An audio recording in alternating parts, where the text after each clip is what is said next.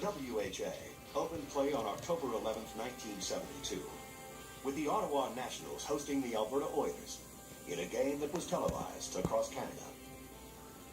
The league consisted of two divisions of 6 teams each, and while the hockey wasn't always an artistic success, the WHA began to establish itself. Well, we seemed to have a lot of fun. The guys didn't take themselves too seriously most of the time, and I mean, you had to laugh at some of the things. You didn't know, for a lot of the players, they didn't know if the team was going to last a year or the week or the day, and so some of those things had obviously had an effect. The way our travel was substantially different in the NHL. We had one year we got a plane that we could have gone to Europe quicker than it took us to go to Quebec. It was a 2-engine cross job. I mean, I think we refueled about 8 times the way across Canada. So those are things that were obviously a big difference. But as the league grew and got better and better quality players, and they thinned the thing out into the right teams, the hockey became very good. And then with the European influence, it really took off. And at the end, we could compete with a lot of NHL teams. A lot of people didn't believe in the league. I was there in '72. We were there for 7 years. We brought some great players over. We always have to remember and thank Bobby Hall for coming over. And certainly then there's Pat Stick. Then came along the young guys, Gretzky, Messier, Michel Goulet, Rick Vive. And they gave us a big boost to be able to, and I'm forgetting some guys. There were some great players who came along. And I became coach in Indianapolis, head coach. I started with the Chicago Cougars. And I was very fortunate. I had coached junior in Montreal. It was a tough road because my English was not very good. No name, never played pro. And the players stuck with me, and I'm glad because they're the one who made my career, and that's where I started my career. The league plowed ahead, sort of. Opening night in Philadelphia had to be postponed because the Zamboni crashed through the ice. Derek Sanderson came out to make the announcement to the crowd and was pelted with souvenir pucks which had been passed out. New England would beat Winnipeg to win the first Avco Cup, but it also became clear there were trouble spots in the WHA. Sanderson played just 8 games with the Blazers, injured himself, and was bought out of his $2.3 million contract as the Blazers moved to Vancouver.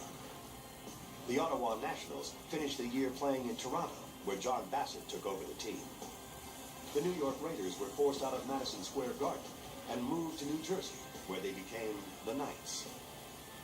But there were successes as well. In the second year, the Houston Aeros coaxed Detroit Red Wings legend Gordie Howe out of retirement. The game's grand old man would play with his sons Mark and Marty and lead the Aeros to back-to-back WHA championships.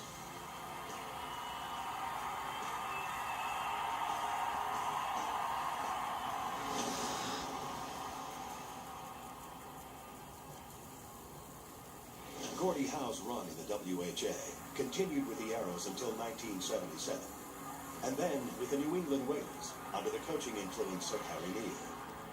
To get a chance to coach Gordie Howe, first of all, when we signed him in the summer, I thought, don't tell me now this is the year he's going to turn 50. Don't tell me I'm going to be the coach that has to tell him he can't do it anymore. And thought, of all the people, nobody wants to do it, especially me. And he was my idol growing up as a kid. I remember one day I told him when I got to know him a little better, I said, Gordie, you don't know how many times I was you in my driveway playing ball hockey with a tennis ball.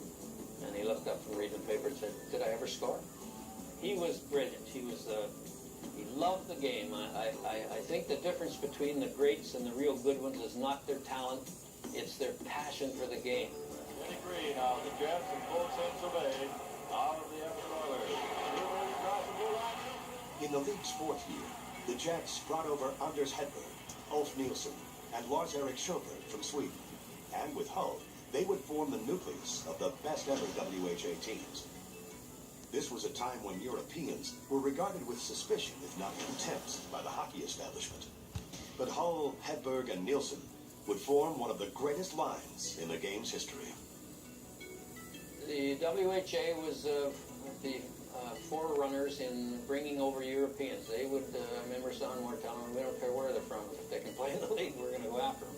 So we had a lot more Europeans in the WHA than the NHL did until the merger. And that was another lesson maybe the NHL learned from the WHA, that some of these guys are good enough to play in the best league in the world. And for the Europeans, I know that the WHA had more of them, and not necessarily the first ones, but they had more of them. And when you look at the number of Europeans who started in the WHA who went to the NHL, some of them had real good careers. The Jets had in the 74-75 season, they had 6 Europeans on their team. They had 4 Swedes, which were Ulf Andersson and Lars-Arne Sjöberg, and had a backup goalie, Kurt Larson, and 2 Finnish players, Veli-Pekka Katola, we would say over here, and Heksi Riivranta. And the team missed the playoffs that year. And at the end of the year, when they were doing their review, I remember Dr. Wilson was involved in the review, even though he was the team doctor. There was a feeling amongst some in the management that one of the problems with the team was there were too many Europeans on the team that didn't coalesce as a team. It wasn't tough enough. And yet when they'd done an individual assessment of each player, the Europeans had all gained ratings of either fine to excellent. And Jerry in particular said this was not making sense to him, that we should be looking at missing the playoffs and blaming it on the 6 Europeans who got reasonably good assessments. The following year they went to 10 Europeans. They went, and in the succeeding 4 years, they won the WHA championship 3 times and lost it in the 7th game the other time. And I think that was a major breakthrough for European players in North America. They were the first to really understand that Europeans had something to offer. And so that you had the Winnipeg Jets putting together Ulf Nielsen and Anders Hedberg with Bobby Hull to produce what probably was the best line in hockey in those years, although no one recognized it or no one would admit to it. And the style of hockey started to change then.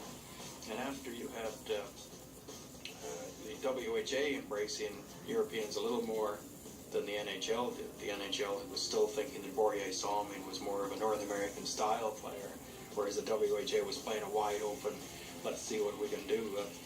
Let's bring some creative geniuses here, such as eventually Kent Nielsen showed up, who Gretzky would say, if you asked him, was probably the greatest talent he ever saw on the ice. And the game changed much, I think, for the better with the European influence, and so I do give the WHA credit for that. We were able to bring in, some really good European players that nobody, had done previous.